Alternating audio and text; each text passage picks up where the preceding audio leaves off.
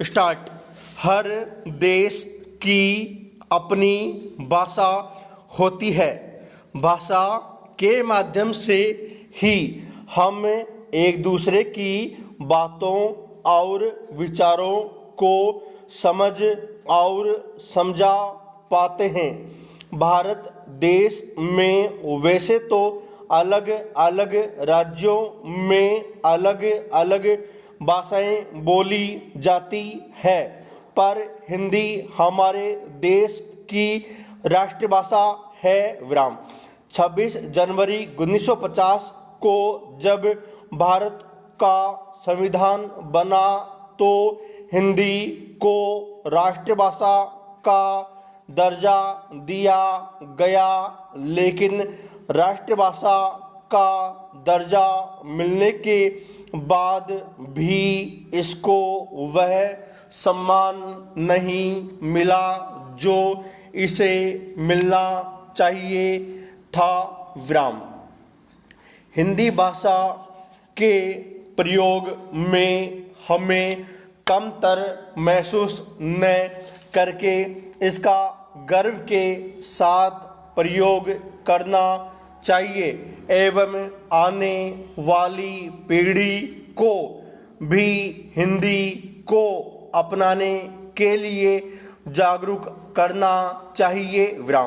भारत देश विभिन्न जाति धर्मों एवं संस्कृति का देश है, जहाँ कई भाषाओं और बोलियों का प्रयोग होता है।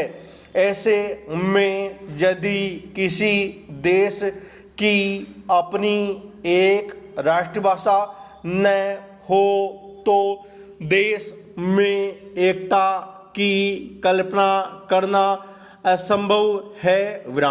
इसलिए भारतीय संविधान में हिंदी को राष्ट्रभाषा घोषित किया गया है, जिससे इस राष्ट्रभाषा के धागे से सब एक साथ बंधे रहे, लेकिन राष्ट्रभाषा होते हुए भी इसे वह दर्जा नहीं मिल पाया जो इसे मिलना चाहिए था। भारत में मुगलों और अंग्रेजों ने भी राज्य किया। Paragraph change. भारत में मुगलों और अंग्रेजों ने भी राज्य किया और यही इसका कारण भी हो सकता है। Paragraph change. कुछ हद तक हम हिंदी भाषा का प्रयोग करने से अपने को छोटा भी मानते हैं और अंग्रेजी प्रयोग करने में बड़प्पन समझते हैं। हमें इस मन स्थिति को सुधारना होगा और यह कार्य अपने घर से ही शुरू होना चाहिए, अन्यथा एक दिन हम अपनी राष्ट्रभाषा को समझने के लिए इंटरनेट का सहारा लेने लगेंगे, जो कि हमने शुरू कर ही दिया है। हिंदी माध्यम के विद्यालयों के अतिरिक्त अन्य किसी विद्यालय में हिंदी को बढ़ावा नहीं मिल पाता।